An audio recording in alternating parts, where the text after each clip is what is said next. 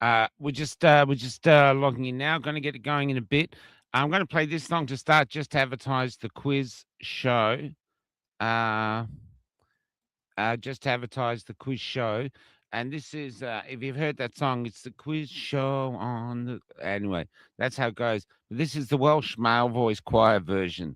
So the quiz show will be on tomorrow night. It's the Welsh male voice choir version of my song, The Quiz Show.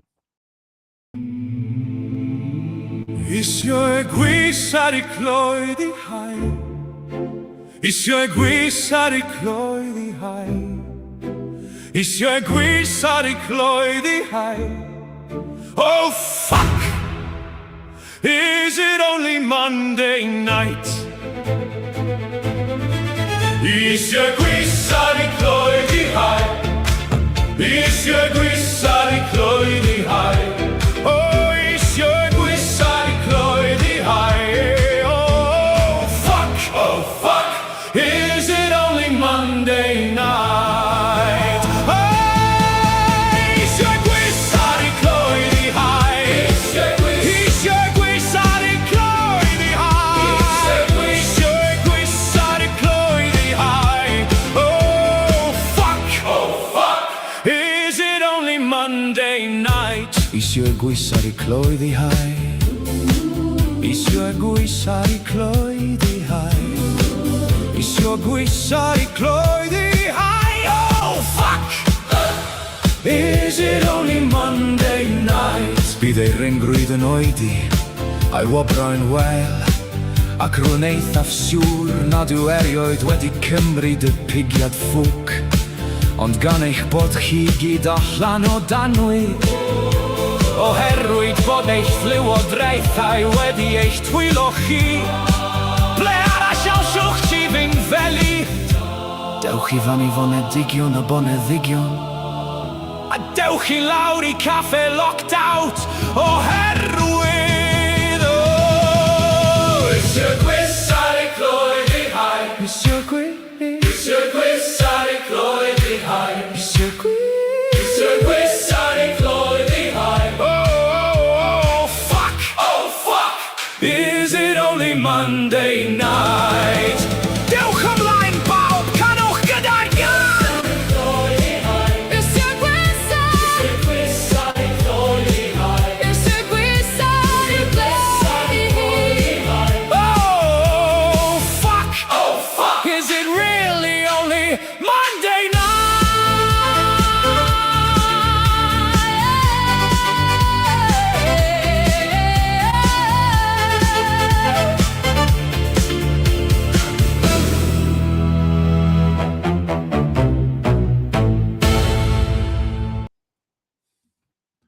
There you go, Welsh male voice choir version. Good morning, Mr. Stapleton. How you doing? You're sounding a bit blurry. Hopefully that's not gonna. That's not my thing. I've got Starlink going and stuff like this. So, do I look blurry to you? No, clear as a bell. Oh, okay. Hyper real, in Good. fact. Okay, now you've written an article about Mianna this morning, which is really interesting. So, should we just get in our guest, or is there anything else you'd like to say before we do? Or do you want me to just do a little intro or what? Yeah, sure. I love your intros. Go ahead. We can do a little intro. So look, this story came about. Michael interviewed someone was telling him about a story about a young transitioner who had taken a life a few years after transition, and there's a lot of academic support for transitioning and zero academic support for studies to see what happens afterwards. So he writes, her or his death did not make the news. At best, they might be populating a statistic eventually. But Mianna transitioned over 30 years ago, and her journey was different. Society then forced anyone who wanted to transition to jump through numerous hoops with one goal: to make sure they, the transitioner, and the surgical team were all convinced that this was the correct course of action. Since then, Mianna has played professional golf and travelled the world. It hasn't always been easy, but that's life. And it's relatively rare thing in Australia. When an old sub-editor where I worked at the Sydney Morning Herald transitioned back in the 80s, and there's a very famous book called Conundrum about transitioning, which I think was from the 70s, famous travel writer at the time. But it's relatively rare to have someone with this level of experience. So we'd like to welcome Mianna on to Cafe Lockdown. Here she is. Well, hello, both of you. How are Michael, you? lovely to see you again. And Lovely to see you, babe. hey, Yeah. lovely to meet you too, John. Yeah, thank you. Yeah, last time I think I saw you was at the Adelaide thing where I was dressed as a hippie. Yeah, I think that's You one were of the the last hippie. times. Yeah, well, Yeah, it was the hippie. It's like Superman. I just took it off, and underneath I was super hippie. you just got dressed, you mean? Yeah, that's right. That's right. Yeah. Now, but first off, how have you been? Look, I've been well for the most part, up and down. We're all putting up with this shit show in the world today. So we all Yeah. have our trials and tribulations, I think, and we do the best to get through it. Yeah. Well, look, the reason I reached out was I interviewed these, like John said, I interviewed these cleaners, trauma cleaners, and they showed me just a still of where a young 30-year-old transitioner had taken their life. And it was just so sad and so nothing, you know what I mean? I thought, what's their story? We never get to hear, and were they ready for this? Had they been left behind? And that's why I find you so important, because you've done it, but when you did it in your time, it was different. And I just wanted to talk about that. So it's not anti-trans at all. It's more just, do we owe a duty of care to these people who were born in the wrong body? Feel that they are. This is how it is. Who are we to judge that? You know what I mean? So how would you like to go about sharing this discussion from yourself, Mianna? Look, I don't know. Let's just let it evolve. You guys ask the questions you feel you need to ask. But I guess at some point there's probably things that I can probably speak to and tell that people might not know to ask about. And that's kind of primarily it was my life, as a touring golfer. I was a, touring pro on the women's tour for 11 years, playing European tour for those that aren't familiar. And obviously I had a lot of global media attention because I was the first openly transitioned woman to do what I was doing. Yeah. But there's just, obviously it's a very poorly understood issue. But the thing is, there's no reason people should be have knowledge about this issue because it's such a rare thing. And if it doesn't come across your path, well, why should you look into it? Obviously, it's come to the fore a bit more in recent years. So it's we see it on, well, I don't watch TV, but we see it splashed around everywhere all the time. And we're seeing ever increasing rates of kids that are transitioning. But more alarmingly is probably the number of girls that are transitioning. That has gone through the roof. And I think there's so many different dynamics at play. And from our call the other day, Michael, that it would seem probably the main issue is the path to transition has changed significantly from when I transitioned. And I think that's probably the core of the issue. I read, I think it was your article this morning, John. Michael sent it to me. And a really well researched Actually, article courtesy too. of Grok rather than me. Anyway. Okay. Well, look, Yeah, at so least Grok. He typed the prompt. He typed the prompt. He said, "Write me an I article wrote on trans." prompt. Yeah. Bad. right. Okay. And make it- Well, yeah. I was surprised. I thought, geez, he's really dug into this in the last couple of days. Well, there you go. I wrote the Took bottom well- of seconds to- myself.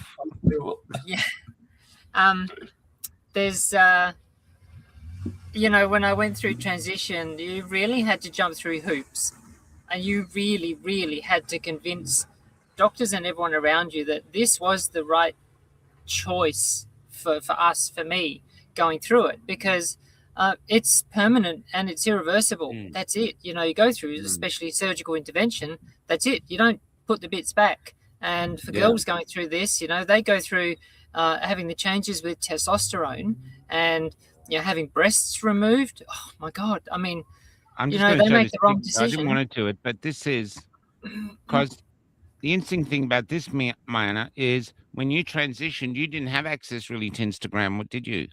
You know, it wasn't a, No, oh, I'm no, going to transition. I'm going to put my whole journey online so you can follow me. Do you know which no. There wasn't. yeah. There wasn't the reinforcement, and it really. I don't know if it's the right term to use, but it almost seems to have become trendy today. And That's then there's that's that's my fear. yeah, There's a lot of and people call it a social contagion. Do you think that's fair enough? yeah, It's a yeah. social contagion. I would Plus, there's agree. billions of dollars I think it's involved. quite awful. Billions and billions. Mm.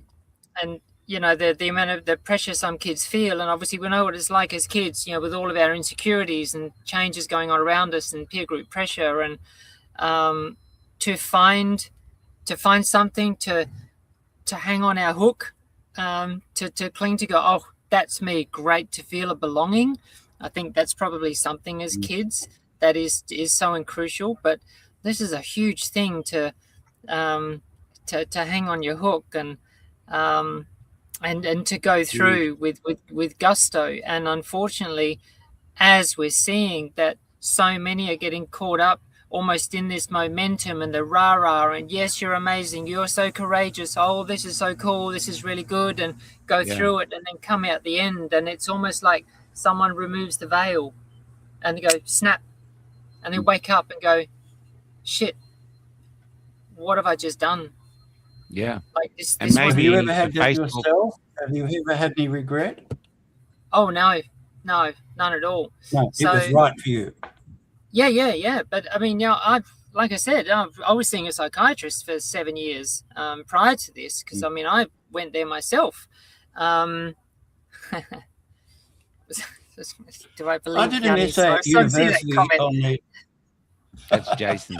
No, I've actually played with Yanni Singh once. I played a practice round at Royal Sydney, and Oh, really? look, I don't know. I wouldn't see Yanni. Look, just a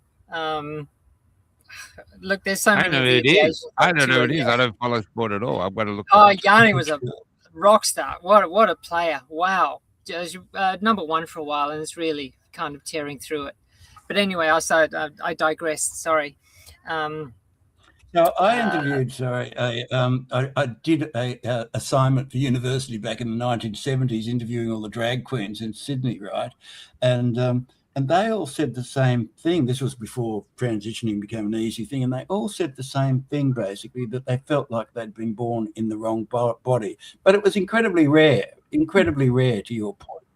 Do you think that's right? That people just feel like they've been born in the wrong body, or? Look, I guess it's an easy phrase to use to explain it. I don't really like using the term. I mean, my view is still, look, this is one of the weirdest things on the planet. Seriously, you know, how can somebody be born so wrong in this context? I still don't get it today.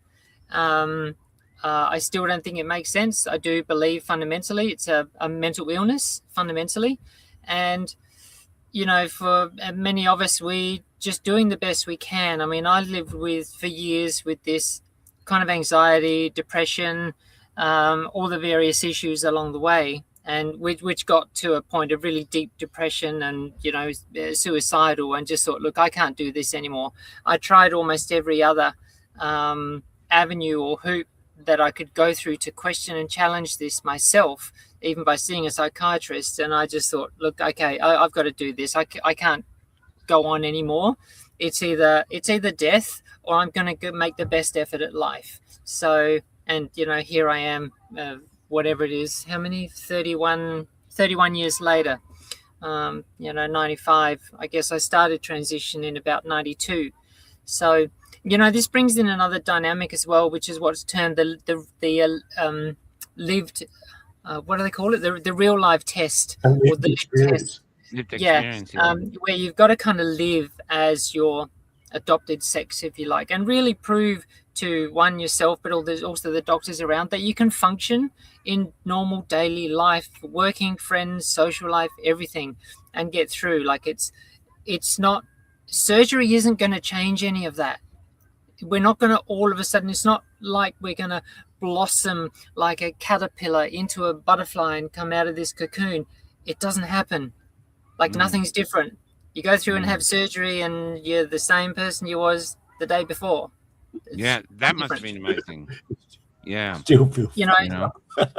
um, Yeah. so and it's funny because John, you actually mentioned, well, I don't know if you know, your article referenced the introduction of the gender reassignment clinic or a team in Melbourne in the 70s with two doctors. Yeah. One was Trudy Kennedy, and I actually saw Trudy Kennedy once, Wow.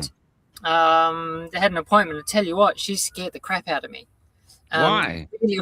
Well, I don't know. For those people that have seen psychiatrists, they you know, their role is to challenge you, really, like poke you, not be, you know, comforting and, oh, you poor thing, and come in, oh, let's just, no, like, you know, they've Yeah. really got to kind of poke it, because they've got to pick things out of you. And especially with this kind of thing going in for surgery, they're, you know, they've got to come in and go, you want to do what?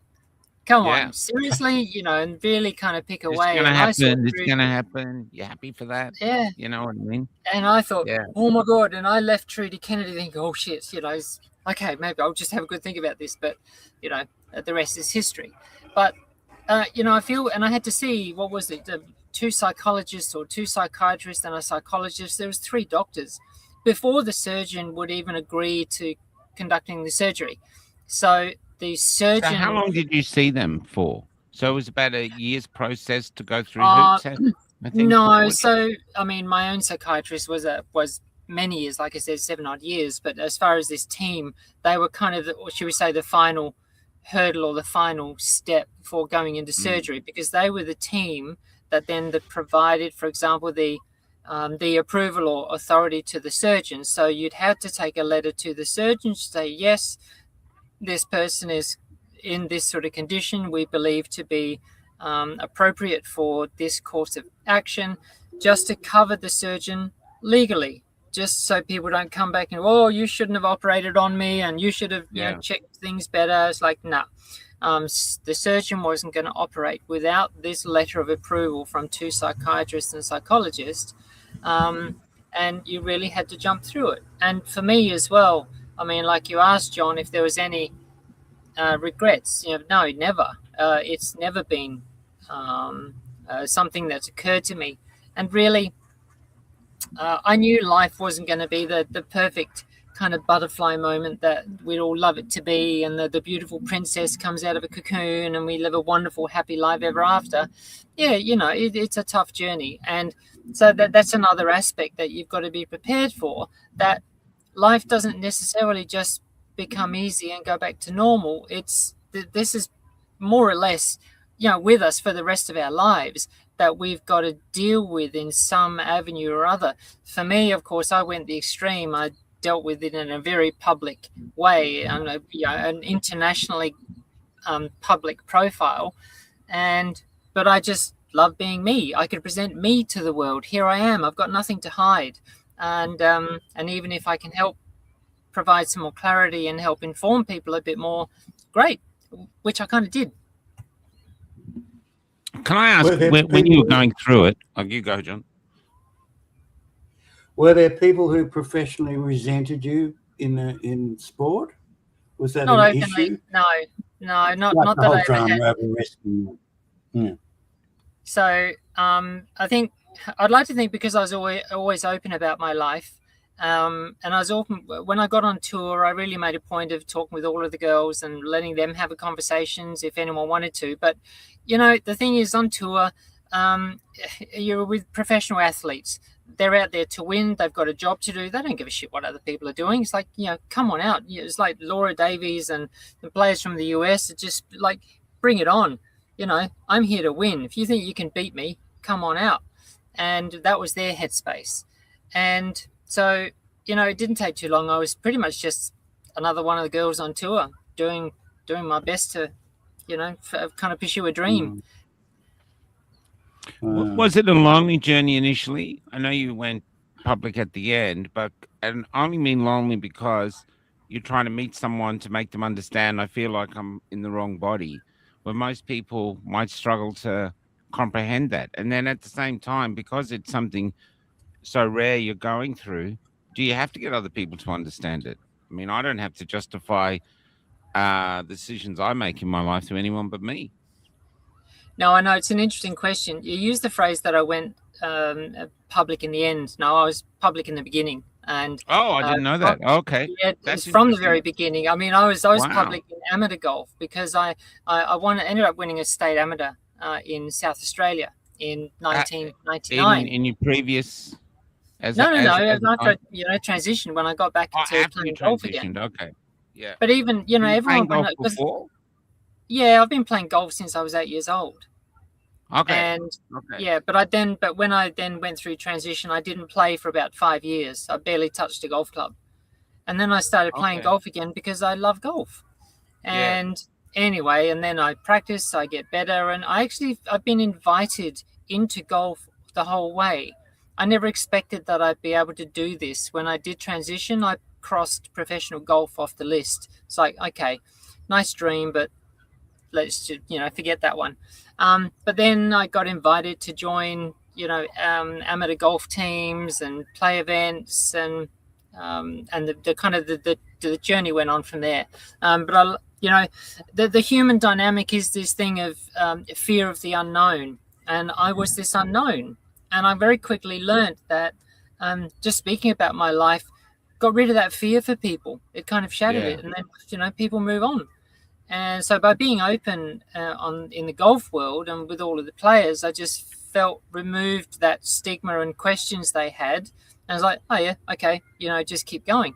Most of them ended up, they forgot about it, after a year Yeah. or so. And I was just another one on tour.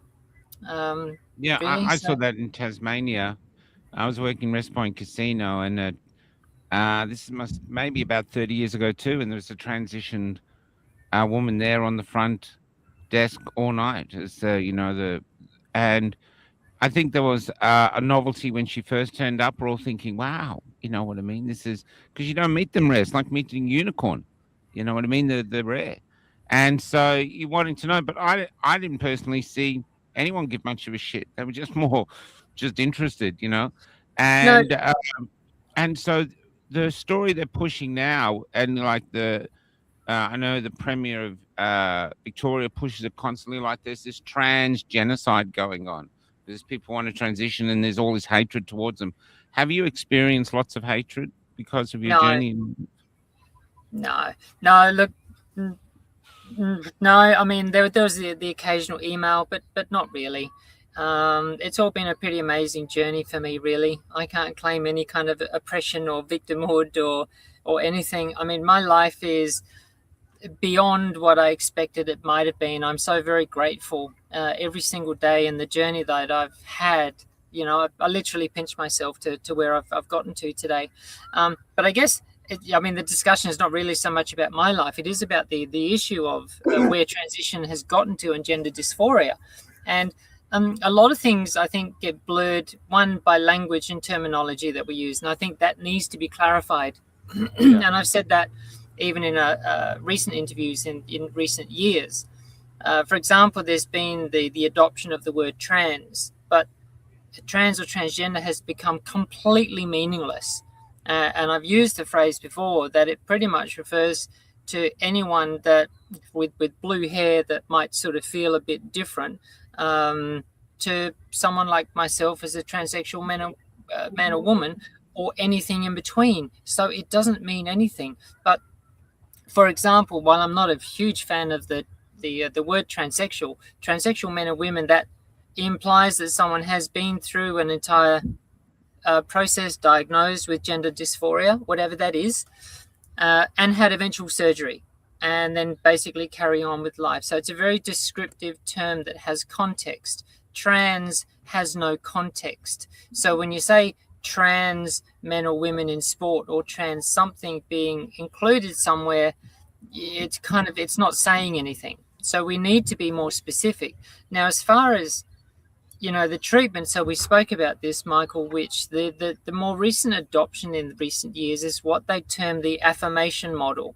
And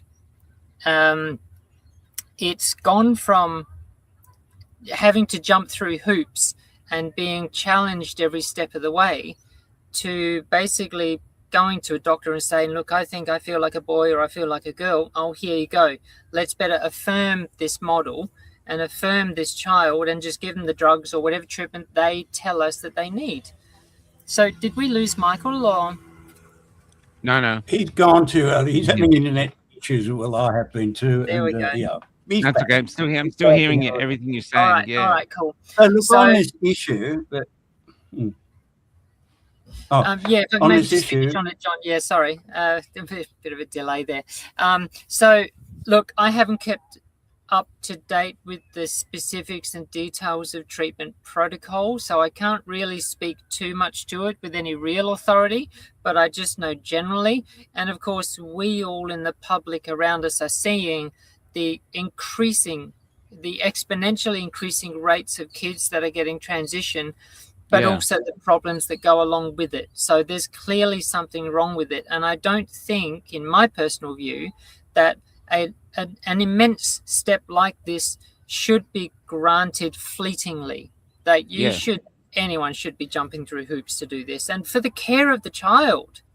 Well, that's why I got you on. To me, like, I feel when you told me about the journey you went through, where you had to go through all the psychologists and everything, it's like the state was caring for you. It's like the state's acknowledging that you really might have a problem. They're testing you to make sure you're not just on a whim thinking, oh, this is an easy fix, which is, of course, not an easy fix. So it seemed to me like the state was actually caring for you, and it successfully did it. It worked. You transitioned, and here you are. You've got no regrets. So I feel like we already had it right.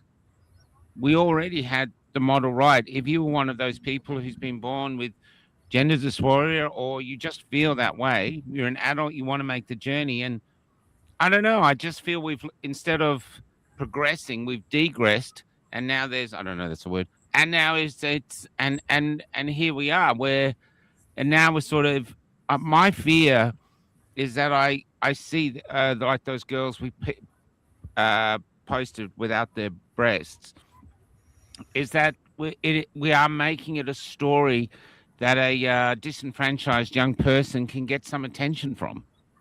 And suddenly they off on this journey, and everyone follows the journey, so they're getting more popular until they finally transitioned. And I can't prove this, but my fear is that once they've completely transitioned, everyone sort of moves on to the next internet, whatever it is. And this person who might not have wanted to got here, and this is what the detransitioners talk about, that suddenly I got here and now I can't get back. And so I think it's such a profound journey that we need a duty of care to those who want to take it, to make sure, just to give them the best chance of having the best life they can with, trying to fix this problem that they have. It seems reasonable and caring and empathetic. Yeah. I mean, in my view as well. Go ahead, John.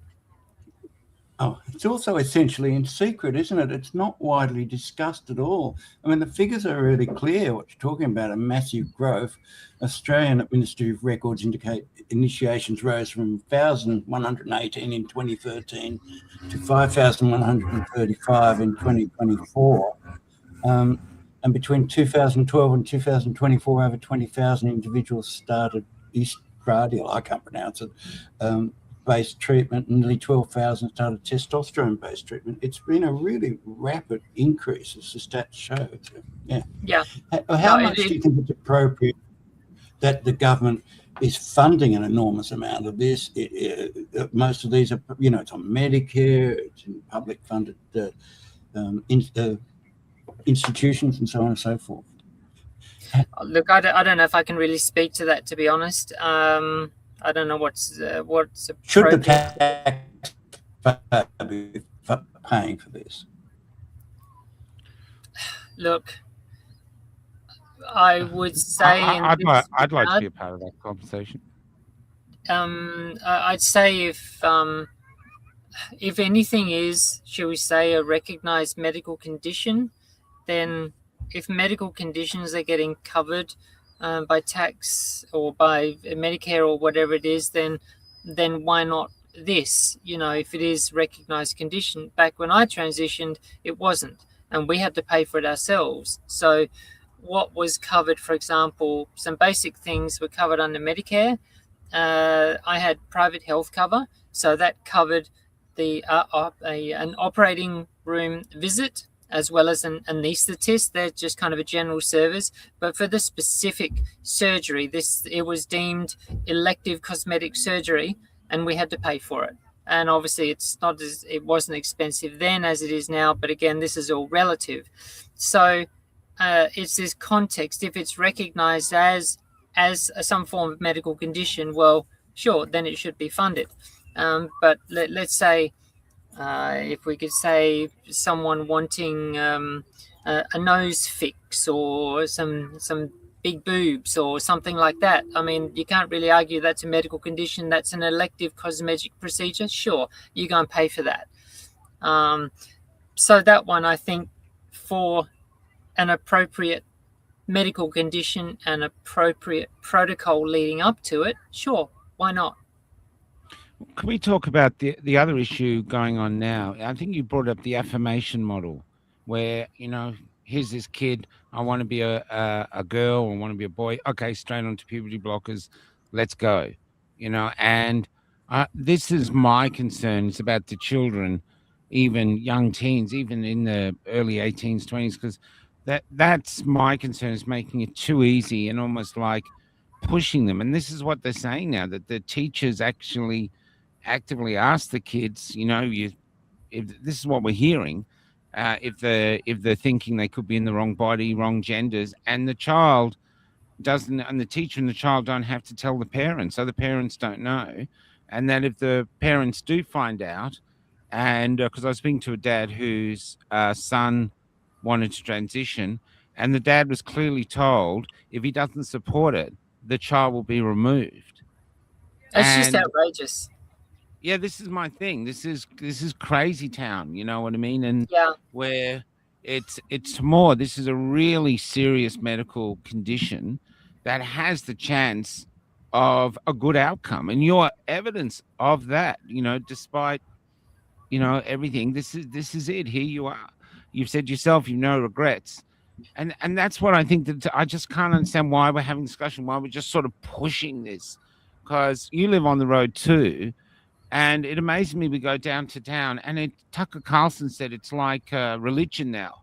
Trans flags everywhere. This is a LGBT-friendly town. Like, I think some town I went into, so what, previous to the post, what you were poofter bashing like crazy and go, guys, we got to stop now, this is old-fashioned now, put up the post, and now we've got to, it's just like it's been forced down our throats. And because it's been forced down our throats, I think it's raising animosity towards this instead of actually being, to me, I don't know. I mean, look, we grew up with Danny LaRue. We grew up with things around us, Eddie Izzard and all these things. No one gave a crap. They were funny. We seem to have been accepting it. And you're evidence of that too, that you haven't had that much trouble. So it's almost like making a problem where there's no problem, and then we're the problem now. It's so just all crazy. We've got these dead kids. Yeah, I know. For me, this is part of a much broader issue that we need to step back, which is our kind of woke society. I think John's on the way.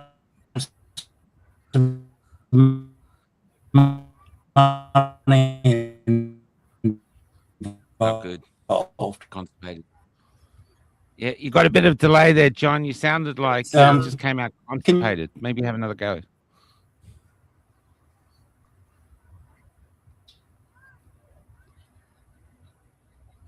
You haven't got anything else running in the background on your computer, John?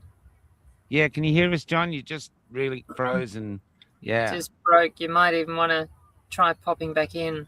I actually think this is the beauty of you, Mianna, that you actually can, you've been through, you can say, listen, guys, this is, it's, I don't know. It's, well, if I can go back to what I was saying, I think we just have a society now where, and $100 billion. I'll kick him out and see if he can. Maybe I'll wait till John comes back. Shall we wait for him, or shall I keep going? He'll come back. No, keep going. He'll come back. Yeah. So we've got the society where, as we know, like nobody's allowed to have any obstacles in front of them.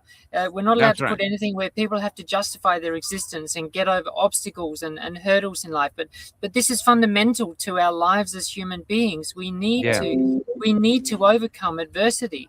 We Yeah. need to have challenges, and we need to reach a sense of accomplishment. And without that, we start creating problems. And it's really interesting. A couple of years ago, I listened a few times to, I don't know if you know, Germ Warfare, the South African guy, does a fantastic podcast. Really touches. Oh yeah, if you haven't heard him, Michael, Don't you let out should. your conspiracy theorists, Mianna. We're trying to reach a different crowd. I don't, no, but Germ is just such a young larrikin guy, and touches on some interesting topics. But he had a psychiatrist on, I think it was Dr. Mark Holland, and they talked about this aspect of a dynamic of today where, kids are so protected these days that they don't have to aspire, they don't have to overcome obstacles. There's no sense of achievement. And the thing is, in human nature, we need to be aspiring or working towards something. And in his words as a psychiatrist, that if kids don't have something to strive for, they'll start creating problems. And you start creating problems, and then you can claim victimhood. Oh, and I'm one of these, and don't you oppress me, and don't you discriminate against me. And then they've got something to fight for. They've got a place for it. And he was tying all of this back to this increase of gender dysphoria and issues in society. But here we've got parents and schools and everyone going, oh, don't you make my child have any obstacles, or they've got to have a really smooth journey. And we've all become familiar with that term of helicopter parents. But I had a lovely friend in Adelaide, and she actually escalated it to lawnmower parents, basically holding the kid in one arm and then getting out with a lawnmower and paving this beautiful flat journey for their child. So there's no obstacles, no adversity, nothing for them to overcome.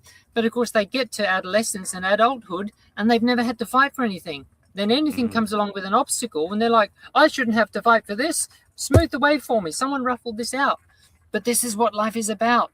We have to overcome challenges. We've got to find our individuality. And this is what I feel is being taken away from so many of these kids. Sure, some of them may have gender dysphoria in some context, but most are going through some personal journey that they need to work out. They need to be provided with the resources so they don't, completely crash and burn, but let them go and kind of work out your journey, traverse this journey of life that we all need to get to. And usually we all come out in the end much, much better for the process, because it makes us who we are today. Well, John, did you have a question? You just broke up when you were asking a question. So yeah, dropped out, all the rest of it. did you have a question? Look, so Glenn Greenwald, who's very famous for the whole Edward Snowden expose and one of the world's leading journalists, he uses this thing about the gay LGBTQ, the gay equality, same-sex marriage debate. And he says, once a social movement achieves its initial aims, it often builds up such initial momentum, funding and government support that it becomes self-sustaining. And this is a direct quote from him. What changed is that the LGBT, etc., activist groups could not afford to attain victory. When activist groups win, their reason for existing and their large budgets and salaries dry up. They always have to push debates into whatever places Americans, in this case Australians, of course, resist. They also have to be losing, have a claim to victimhood, a reason to assert that they are righting the bigotry that they face. And that's and he argues that whole gay movement, which has already achieved legal equality, marriage equality, etc., because there were hundreds of millions across the spectrum employed and a huge social movement, that they have to keep going. They have to find a new target, and that's why you get all these claims of trans genocide and all the rest of it. So, what do you think about that argument? That's that's really, really interesting. I've actually said it a few times, and I don't know if I've said it publicly, so this is probably going to be a little bit of a controversial statement that I'll make. but also if you have a think about the LGBT groups, movements, progress, so much wonderful work has been done. There was absolutely a place and need for them to be established because people, gay and lesbians, were being oppressed, beaten, killed, discriminated, everything. And it was time to stand up and say, hey, we're here, we exist. For God's sake, can you just get over yourselves and at least just let us exist and let us be? Now, I think activist groups, in my view, there is absolutely a role, but if you get down to it, the fundamental purpose is to acquire acceptance and visibility in society as a difference. And really, there should be an end goal in mind. And the end goal should be the group's obsolescence. They should get to a point where, if successful, it means gay and lesbian people and people of difference are just acknowledged and accepted in society. Great. We don't need to play victim anymore. Let's get on with it. So ideally, these groups should be working towards their own obsolescence. But I'm pretty sure none of them have that in mind. They're going to, like you said, John, they're going to continue to fight victimhood and oppression. And like you said, if they lose funding, they want to maintain their existence. So they're going to find some other new victimhood flag to start waving to get funding and recognition for. And it's probably a difficult line to draw, as in, when has an activist group actually achieved their goal, and are they needed any longer? Yeah. Another question here. This is because it's the question they have now. You have the right and the left saying, the right is saying you can't change biology. So, and the left is saying that sex you're born with, a gender are completely different. That's another argument going on. What are your thoughts on that thing? So when you transitioned, what were you hoping to get from the transition? If you knew biology couldn't change, you knew you couldn't get a uterus and stuff. So what was it that helped you fix whatever was, driving you almost to suicide previous? What was the change? Like, fundamentally, I guess, is providing a congruence for how I feel, we feel, and our physical body and how we present to the world around us. So just for sake of clarity, I'm under no delusion that I've changed sex. You can't change sex. Sex is binary and it's immutable. You do not change sex. I still have, for me, XY chromosomes. Physiologically and biologically, I'm male. That will never, ever change. I present myself as a woman in society and do the best that I can. And I like to think that I exercise some level of respect for society. And I guess I just hope I'd get that back. And generally, for the last 3 decades, that's been absolutely fine. And that's how it is. I don't go and barge in anywhere that I don't feel I belong. I don't have many friends in my position, but we all agree as well. There's just certain places that we don't go. We know that we don't have a right to go, but we're fine being able to live through life. So it's almost like those of us that do transition with surgical intervention seem to usually have a realistic view on life and the physical circumstances that we're in. But it's almost like the less someone does in the sense of medical intervention, the more vocal they want to become, or they do become, in demanding that society around them accept who they are and what they say they are, with kind of doing less work themselves. So less work they do, they want society around them to accept whoever the hell they want to say they are. Can I say another interesting thing? Once you'd actually transitioned, did another journey begin then? So, okay, I fixed that, whatever problem that was with me. Now I'm going looking for who I am. Did you actually start a journey of going, oh, who am I now? Was it different from who you were before? Yeah, it's interesting because, so I've often said for many years in my own journey, while I was going through the deepest of my dilemma, it was almost as if a pause button was clicked onto my life, and I was just so consumed with my own life and thoughts and cycling around. I was going through daily motions, get a job, earn money, eat, sleep, and so on.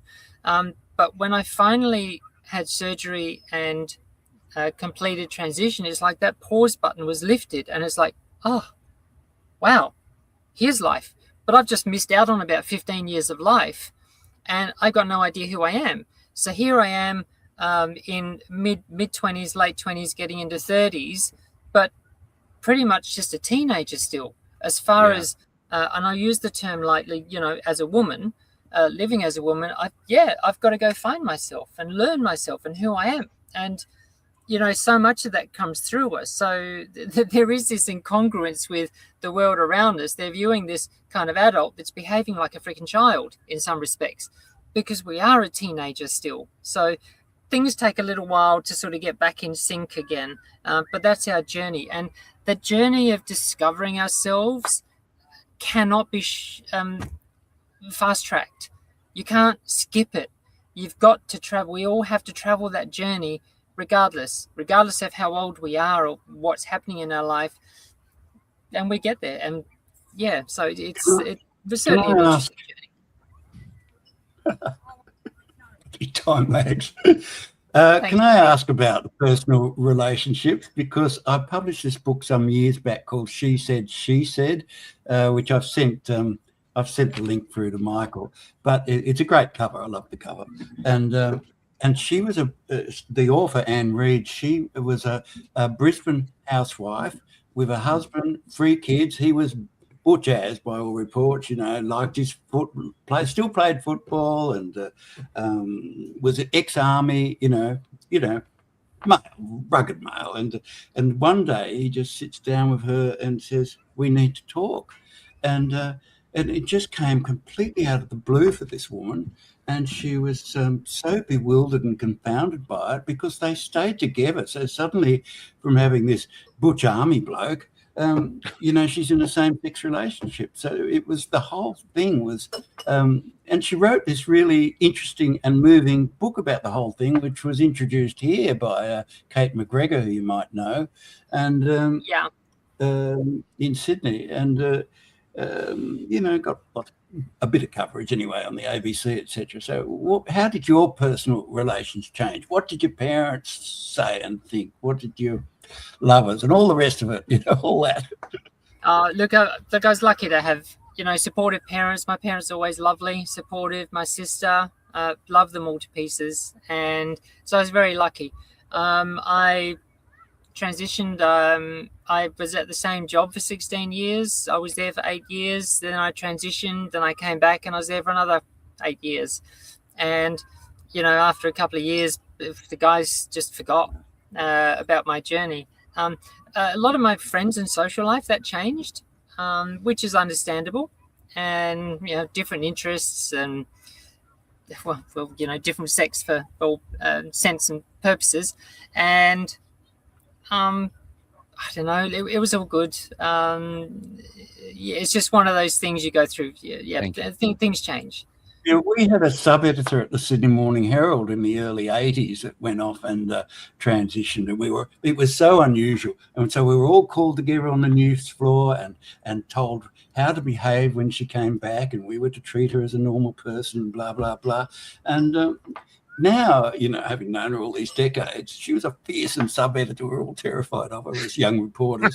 But anyway, now I can't even remember what she was like as a bloke. Just cannot remember what she looked like. It's just because she's, decades. Must be nearly over 40 years, and that was the same thing. She stayed with the same lover. She stayed with a girlfriend. They're still together after all 50 years or something. And there's 2 more questions I have, Mianna. I'm just going to look for this thing. I can't find it now. One other issue, the main issue that we're having, I think that people are getting arced up about, is that a man can decide in the morning, okay, I'm a woman today, and suddenly he's a woman.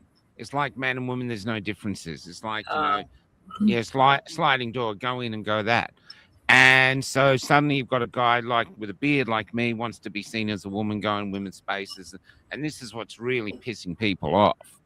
And the fact that it's been forced into the schools, and I feel their childhood's been taken away. And it makes us question. Suddenly people are asking question, what is a woman and stuff like this, and questions we've never had to ask before because, it's been self-evident. But going back to yourself, I have to say this from the beginning. I've known you. I've interviewed you twice. I've met you. I get on with you. I think of you as a woman. I just do. It's this. I know you've been a man, but you've been through the hard yards. The journey was yours. You had to do it. I think of you as a woman.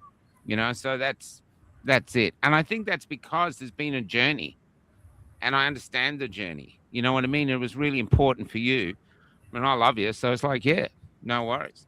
But the other thing is going, and this is just the curiosity of us, mine, and this is ones who haven't been on the journey.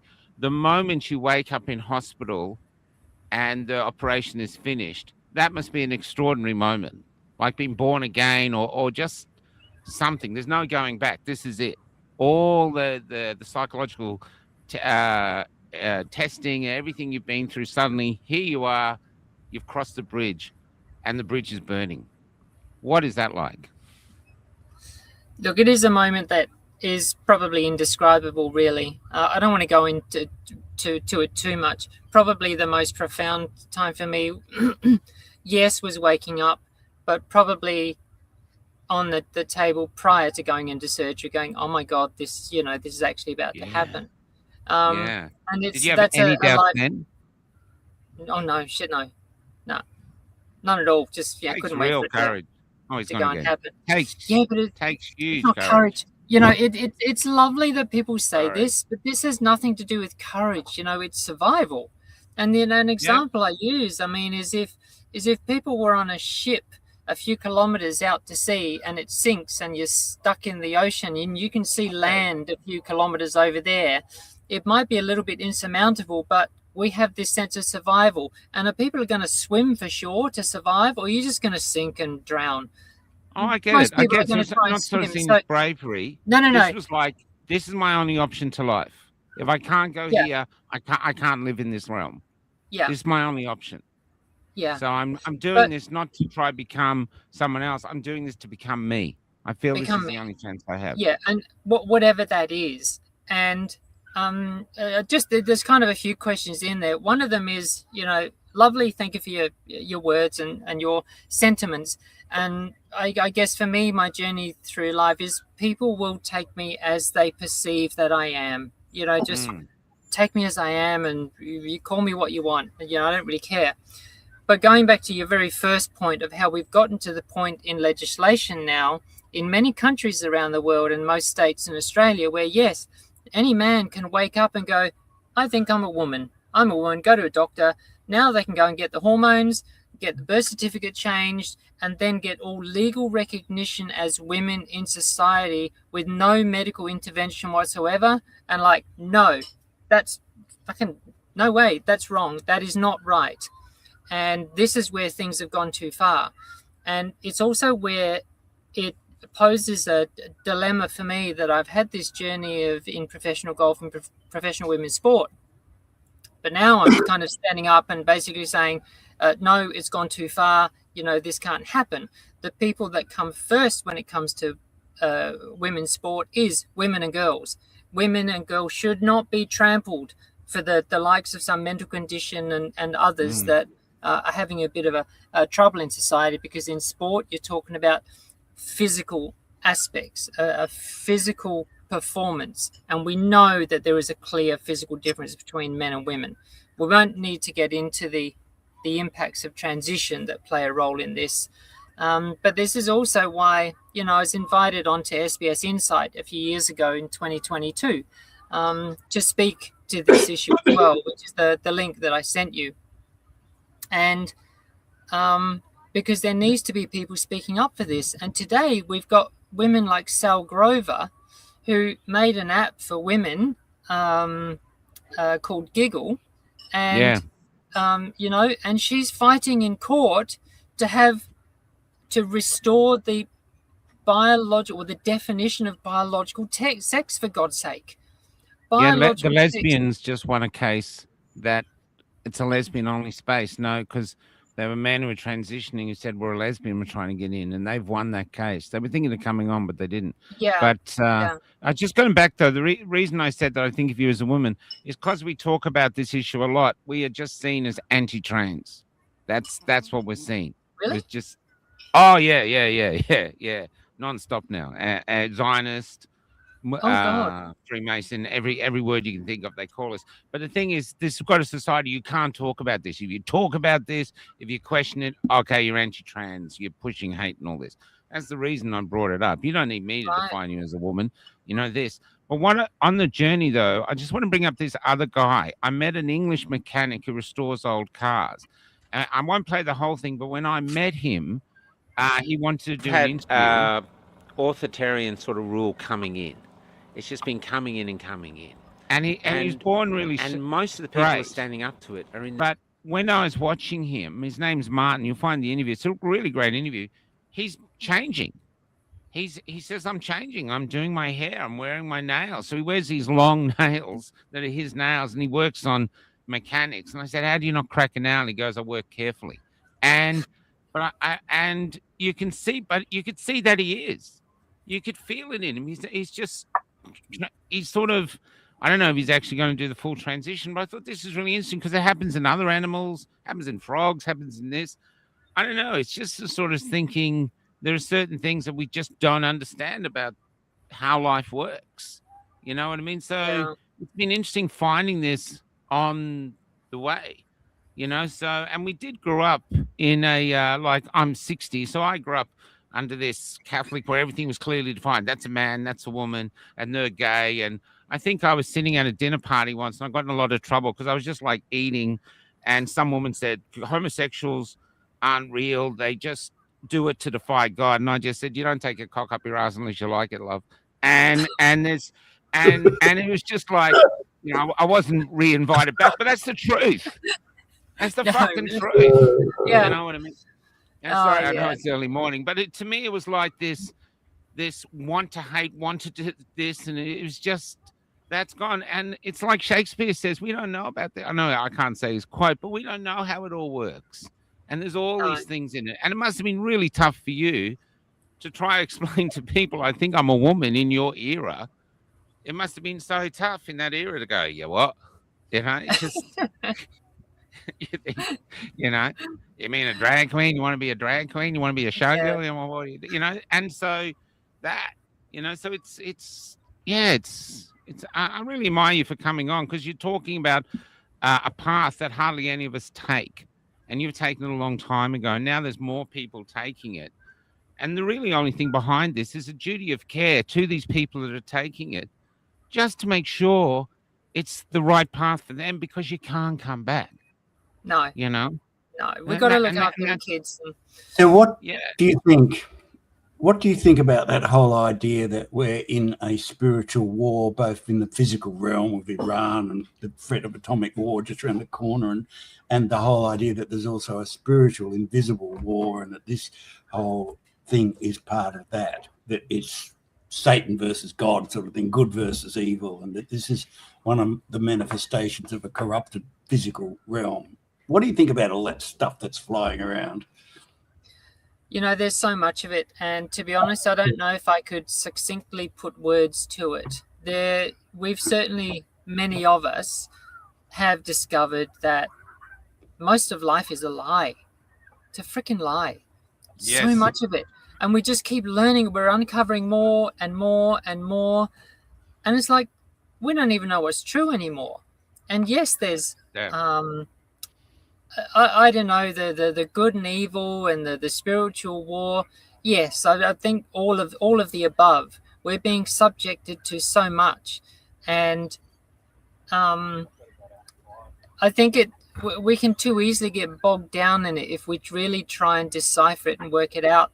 For me, my response is to kind of step back and disconnect from it and go, oh boy, all right, I'm just going to kind of walk my path wherever that is, and that's my journey. And it isn't going to be any different. And that was also, I guess I've had practice. This is what I did before I went into professional golf, was I sold everything and I wanted to pursue professional golf. And it was like putting my arms up to the universe and go, here I am, show me which way I need to go. And that's somewhat still the journey that I'm on. And I don't know how to take on those issues that you bring up, John, because I think they exist. I think they're very real, and they're immense, have been happening for a long time. And I think maybe the best we can do, maybe this is just my perspective, is to be aware of it, maybe realize most things aren't as we've been told they are. And let's again go and forge our new journey and our new future as well.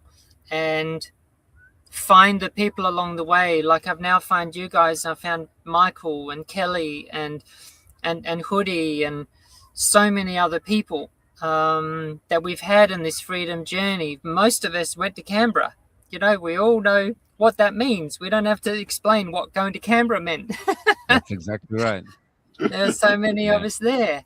And there is this wonderful new family that's not only in Australia but worldwide. And we're growing.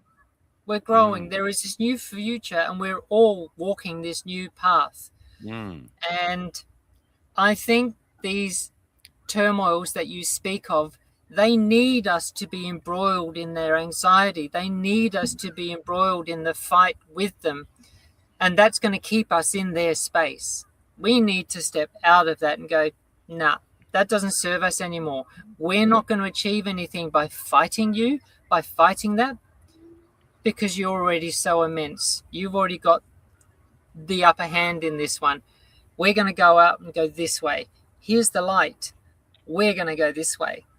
And that's a wonderful journey to be on. That's interesting, you know, because what you're sort of implying, and what you implied by just being you, is the way they're making us all look like we hate trans and there's this straight trans genocide going on because we're not letting transition. It's just trying to get us divided, and it's all bullshit, actually, because 30 years ago, we were doing it right. We were totally accepting, because it's, as John said in that article, this started in the 1950s. So in the 1950s, it must have been recognized that some people had this real strong feeling they were born in the wrong body and needed to come across, and medical science even then was doing it. I mean, I don't know how they did it. So that's fascinating to know, but it has been going like that. So it sort of shows that we were, and that's where I think another perfect example is I told you, Mianna, in the Swan River. I'm in Perth now. There's this hill that overlooks the city and the river. It's a great view. 150 years ago or something, they had a hospital there for repatriation and disabled people and all this, so they could have the view. Now that's all gone. It's mansions. And so the rich have just taken it over for the view. So it sort of speaks that, you know, we look back, oh, look how draconian and evil we were, but it looks like we actually gave a shit. And we actually just gave a shit about the person who wanted to transition, rather than the virtue signaling we can pump out to how great we are. You know? Yeah. Interesting, isn't it? It is. Hey, can I digress just briefly? John, did you happen to know a journalist at Sydney Morning Herald called Peter Stone? No, I remember the name, but didn't know him personally. We'll get back on track. We were great mates in the bubble, something, I don't know. Oh, God. Have you read that book? Go on. Have you read that book, Conundrum, by Jan Morris, very famous travel writer? I did, actually. Yeah. It was published in the early 1970s, but that was a testament to how rare it was that he could write that book about going to Bangkok and, you know, the home of the ladyboys, third gender, as they call it. So, but he had to go there to get the op and all that sort of stuff. And it was I thought, really moving book. I don't know what you made of it, but it's interesting. You didn't take to it? No, look, I read it so long ago, I can barely remember the contents of it, to be honest. But it speaks to that, how rare it was that he could write that book, and it was an international phenomenon, as a lot of his books were. It was rare, you know, it was very rare. You had to go overseas. Probably a notable one that I read was it Chula or Caroline Cossey? And she had a book, My Story, and that was also similar through 60s, 70s, and you know, she was quite unique, you know, a gorgeous woman, you know, modeling, and just a really interesting story. That one probably stuck with me a little bit more. I did read a few books, but yes, it was still a rare thing, and Do you think we yeah, should return to that, it being a rare thing? Not yet. Yeah. well, yeah, it's hard to define. I just don't think it should be encouraged or be made easy. I mean, even I and most of us have probably spoken with many gay men, for example, that if they were going through childhood and adolescence now, many of them would probably have been pushed into transition, but Yeah, they're quite that's what happy the gay and lesbian as community is gay men. concerned about. The Yeah, gay and lesbian concerned that the state is convincing tomboys that they're supposed to be boys. Where yeah, growing up, we knew lots of tomboys who blossomed into beautiful women. yeah, And they talk about it. A lot And of this, lots of and pretty boys.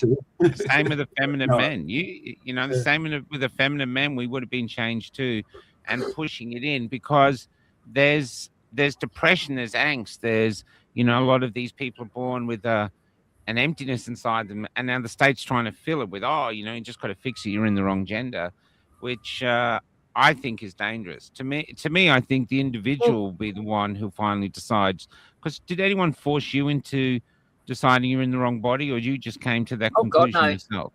Oh no, I had nothing but people turning me away from it and looking at me weirdly, and I'd go through. I'd get hassled by guys in cars driving home from work when I was looking kind of androgynous, and so it certainly wasn't an easy journey.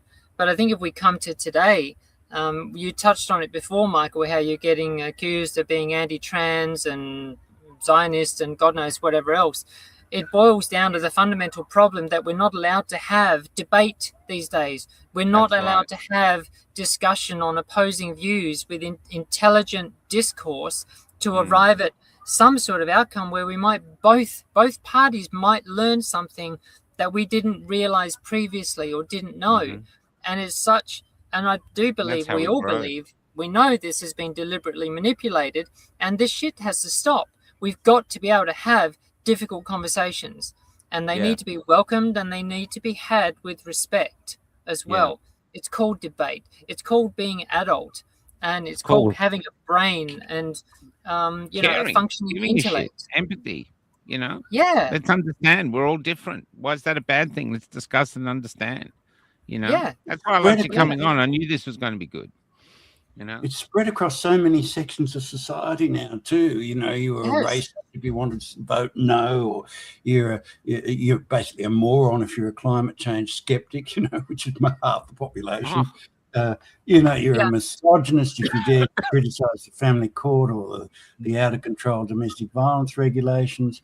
sovereign It, citizen. it just goes on and on and on. yeah, Yeah, You're right. There is yeah, no encouragement for a debate whatsoever, and I think it's leading to a real backlash and infanticide of the Australian population. So, mm, right, it well, is. it's not infanticide in whatever it is. But that, We're turning but, the whole. but that's what's so great about the things that people like Michael do, and so many others, and over so many years, have been facilitating these kind of discussions that we all need to have. They need to be mm, had more broadly in society, and at least Michael is providing a platform like this where those of us can have these discussions, and others that are interested can come and have a listen as well. And hopefully more seeds just get dropped. More seeds get dropped. People go and have discussions. Oh, I heard this thing the other day. They were actually talking about this. I didn't realize that. Blah, blah, blah. Let's have the mm. discussion. But I think just, gently challenge people to have the discussion rather than being shut down. Yeah, Um, you know, yeah. the, Well, we're 15 in years the. ago, sorry, John. 15 years ago, when I was probably more trammy, when I was tram driving through Kew. Q's very sort of upper middle class. And there was a guy who used to get on my tram. I'm only short. He's about my height. He's probably in his late 60s. He had a beard exactly like mine. And he used to wear like his black negligee or a black negligee looking thing that obviously, and he'd have a handbag and he'd just get on and he'd sit there on the tram.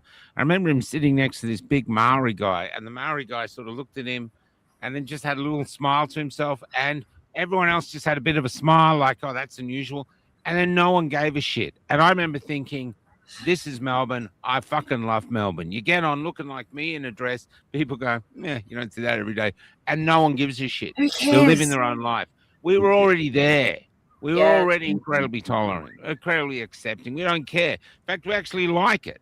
You know what I mean? This is something, we have people come down from the country, they're like, holy crap, man. But go, no, this is Melbourne, mate. You know what I mean? You haven't gotten to King's Cross yet. This is Melbourne. We're like, and I used to love that. And now we got this crazy thing where we're all right wing, we all hate everyone, and we're all racist, and they're making us something that we are not. And we just weren't. And we grew up in that era. So I'm really proud that I'm in an era where I share with someone like you, Mianna, where you have this thing and our society goes, okay, let's help. Let's help. Let's get you through it. And I think we should have paid for it, to be honest. I don't think it's your problem that it's not like you broke a bone on a motorbike accident like I did, and I got it all for free. This was your issue and you did it. So I think we should have paid for it, to be honest. I think we should care. Caring should be at the foundation of our society. At the moment, it's greed and division, which I think is leading us somewhere we can't. It's not conducive to our human souls or our Australian soul. No, exactly. We shouldn't play into it. I just want to quickly digress and say thank you to Jan Murphy. She's dropped a couple of lovely comments. Yeah, she said she could listen to you. Yeah, she's on. Yeah. Well, maybe she's ready. You ready, Jan? You want to go over? You want to cross, Jan? That's great. There's been some lovely comments too. Thanks, everyone. No hate. The only hate is against someone came up and that's just a traditional, and they might be bots. And that's the sad thing about the trolls nowadays. We can't tell you apart from a bot because you're just so full of hate. There's no context to your comments. It's just hate. And so we take them all as bots. That's why we ban them. Has there been any questions that I've missed? I've seen a few things come up, but obviously it's difficult to read. I think Richard did one. I see Tran. What's his name? Jason wants to know Rachel Hetherington. Did Mianna play with her? No way. Actually, I never did play with Rachel, but I did meet her a couple of times. We crossed paths. Beautiful, beautiful girl. Oh my God, loved Rachel. Yeah. Denise, you also look lovely, but that's she's talking to John. Clearly. I wish. And you're welcome. I'd love to see Mianna as a regular guest. Look, the thing is about Mianna is once you get this out of the way, and she's actually got a lot to offer on lots of different subjects. This is not like she's not a one-trick pony. This is it. I can do trans stuff. That's all I can talk about, trans stuff. I don't know how anything else works. Yeah, I'll turn the recorder off now. I'm trying to hide the fact how much of a conspiracy theorist she is, so we actually show goes further. If they knew, if they knew, she's like the transition version of Cafe Lockdown. It's just now on this climate change thing. Yeah, no. And on this gender identity thing, I'm on this Zoom meeting with some people who are transitioning, and sometimes, and it just consumes their entire identity. For years on end, they're talking to each other about which hormones and voice coaches and the dressing advice and the social advice. It just completely consumes them. So it's interesting that we're in the midst of this major revolution in media. Tucker Carlson is getting 50 million views each episode across his platforms, where Michael's getting significant numbers across the various platforms, and the ABC is dying. $1.2 billion for a dying format. So News Limited, who's going to pay a subscription for the Australian or the Daily Telegraph? And, everyone that watches Sky is over 60. It's just like it's all dying. And so this is a new format, which is really becoming significantly powerful and is a much more user-friendly, much more interesting platform. Well, I don't think the ABC can come back because they don't like us. So they don't want to share stories of the other side. They don't. They've got it's tribal for them now. So they just can't do it. I listened to the other night something called The Chasers, where it was just a propaganda attack on Trump from beginning to end. You know what I mean? It's just there was no balance at all. 1.2 billion.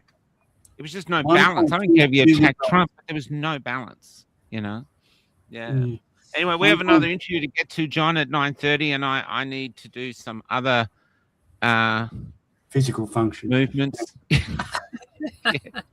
Thanks for coming on, Mianna. It's so great to see you so again. lovely. Yeah. Lovely Yeah, to cool. have you again, Michael. Lovely to meet you, John. Thank you so much for Yeah, the opportunity. And, Yeah, I If you hope want you to come come on back and talk on. about any of the other issues, you know, doors always open here. We just love discussion. This is what it is now, discussion.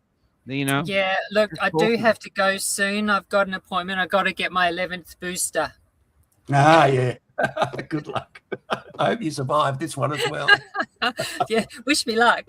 They're literally up to number 10 at the local GP. Oh, we Are they really? interviewed Kimberly Biss in America. She's met someone who's had 11.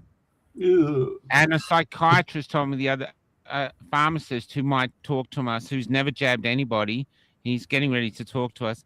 He was talking of someone coming in going, is the new COVID ready here? And they're up to 10. So, you know, maybe it's not a big killer. Who knows? Maybe some people, I don't know. I don't know how any of it works.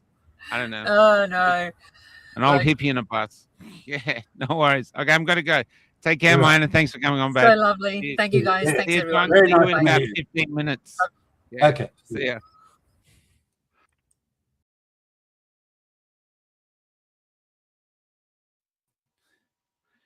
This undo what's been undone is not a dig at Mianna.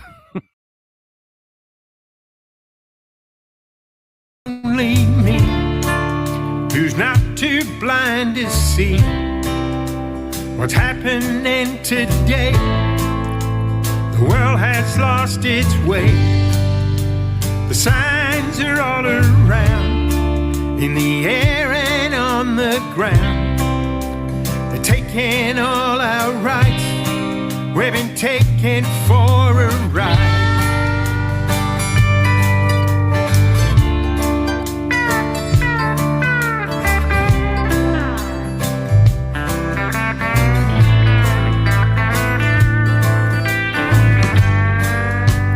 Good books always said there'll be deception at the end. Two worlds will collide. It's all hidden in plain sight. There ain't no common sense. It's just college ignorance. The grooming and the lies. Well, it's a devil in disguise. But everyone obeys with what the media portrays.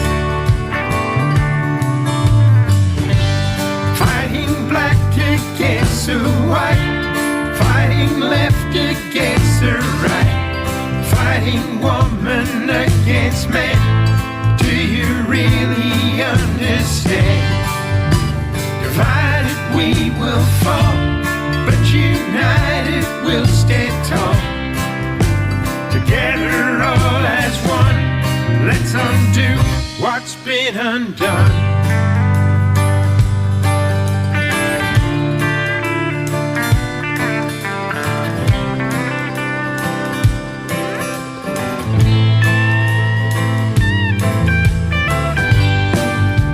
Erasing history, eradicating family.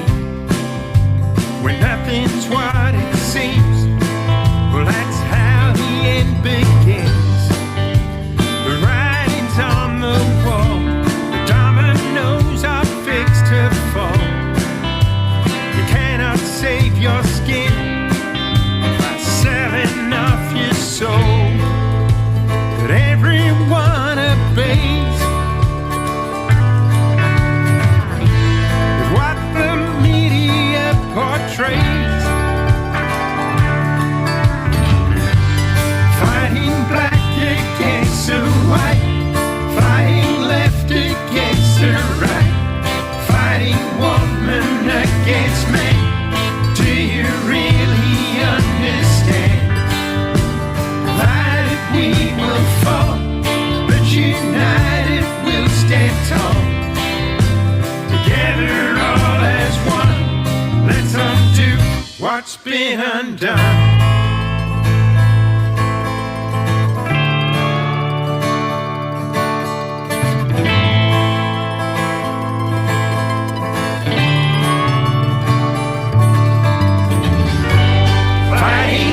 black against the white, fighting left against the right, fighting woman against man. Do you really understand? Divided we will fall, but united we'll stand tall. Together all as one, let's undo what's been undone. Divided we will fall, but united we'll stand tall. Together all as one, let's undo what's been undone. Is it only me?